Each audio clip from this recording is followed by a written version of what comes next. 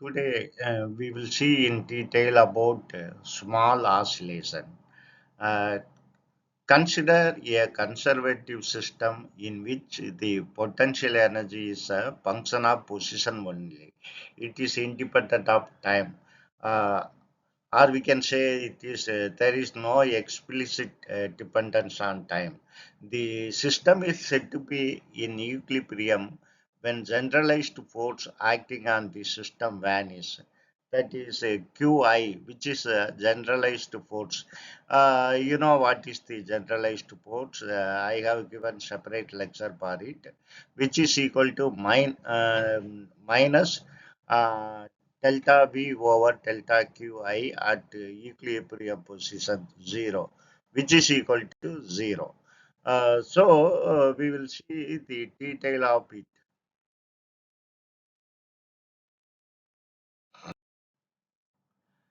Since the centralized ports at equilibrium condition is equal to 0, the potential energy has an extremum at the equilibrium configuration of the system. If the equilibrium is initially at the, if the configuration is initially at equilibrium position with zero initial velocity, then the system will continue in equilibrium indefinitely. Example for equilibrium mechanical system is a simple pendulum, a suspension galvanometer at its zero position. The equilibrium said to be stable if a small disturbance of the system from equilibrium results only in small bounded motion about the rest position. Uh, and the equilibrium is unstable if an infinitesimal disturbance eventually produces the unbounded motion.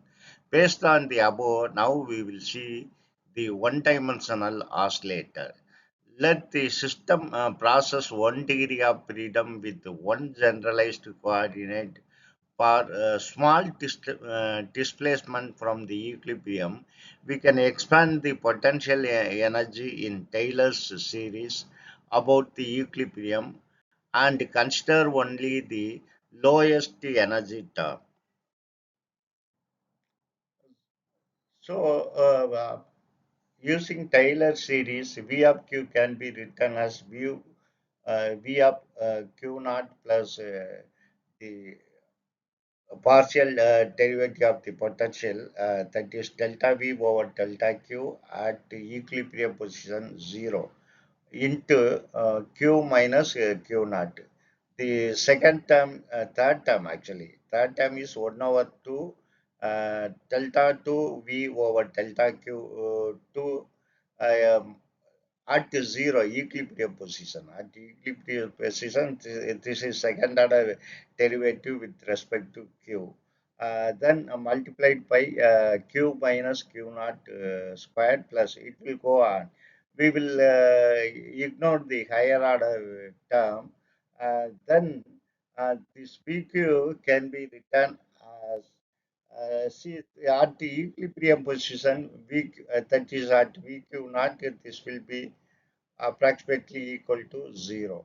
So this is approximately 0. Similarly, the derivative at the equilibrium position, that is very important. At the equilibrium position, at the beginning of this lecture itself, I have informed that generalized coordinate derivative of generalized coordinate will be 0. That is delta V over delta Q is 0. So you can ignore these first two terms. So you can take only the third term. In third term also, this what about this Q naught? Q naught is approximately equal to 0. This is approximately equal to 0 because it's at the equilibrium position. Then this third term will become V of Q is equal to half uh, delta 2 V over delta Q squared at equilibrium position 0 multiplied by q square.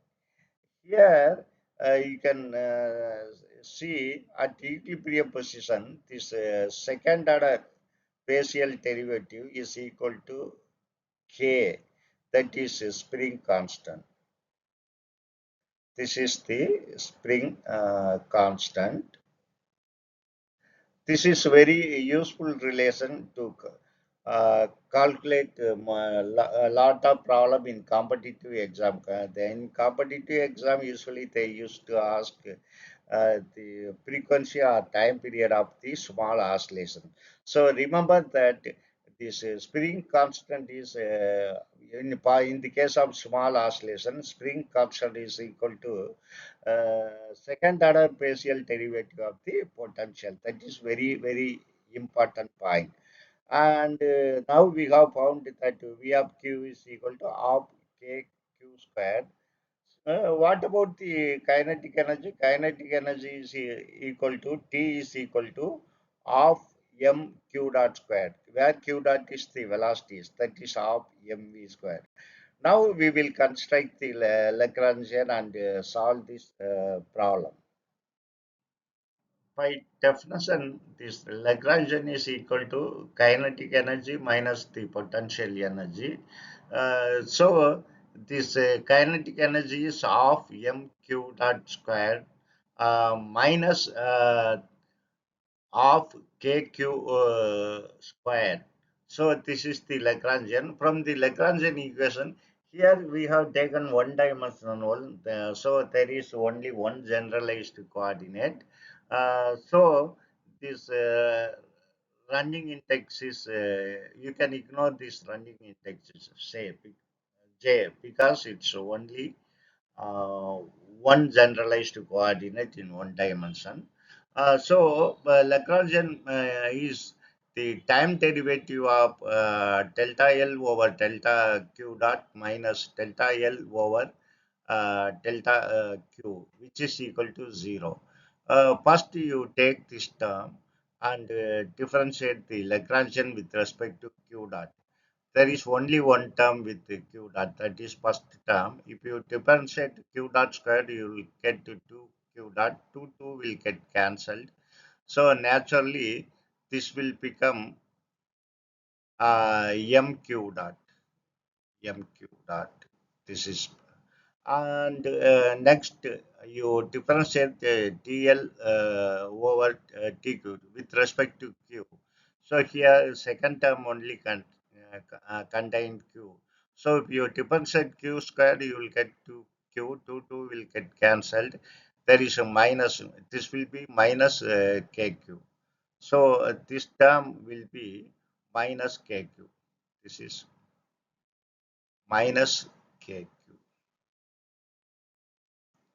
So if you replace this derivative of delta L, so you will get mq dot. Then this will be minus kq. Minus of minus will become plus, plus kq. So if you take time derivative, q dot will become q double dot plus kq is equal to 0. You divide this expression by m. So in the first term, m will go away, then you will get k over m into q equal to 0. You know very well in the case of harmonic oscillator, k by m is equal to omega square. So this can be written as q double dot plus omega squared q, which is equal to 0. The general solution for this kind of equation is, this is second order differential equation. Q is equal to a e power I omega t plus b e power minus I omega t. Now we got the solution. Q is equal to a e power I omega t plus b e power minus I omega t.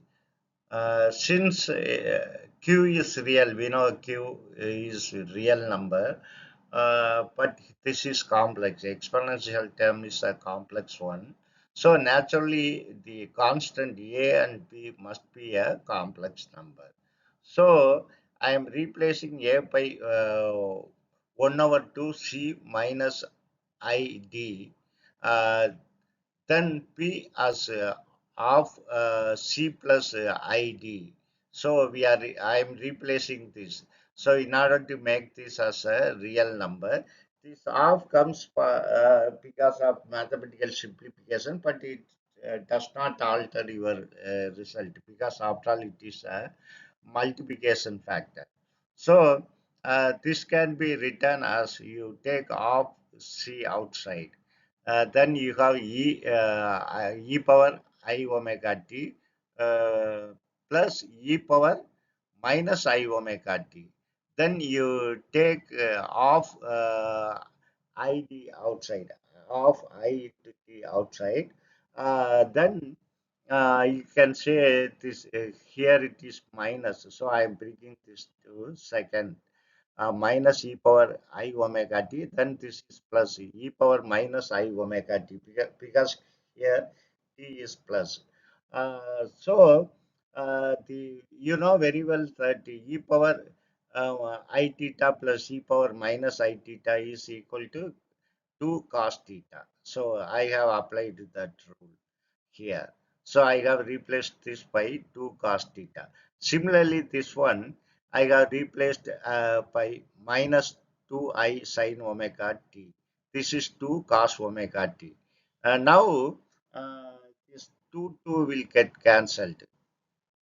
This 2 and 2 will get cancelled. Similarly, here also 2 will get cancelled. So this will become C cos omega t.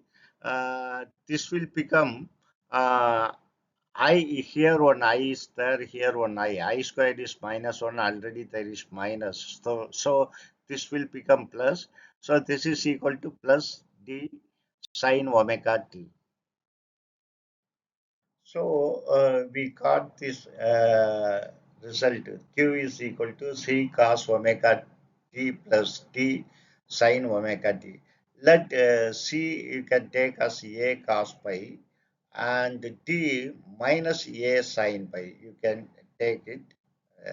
If you consider that C is A cos pi and t is minus A sin pi, then this can be written as you take A outside, cos pi cos omega t minus sin pi sin omega t.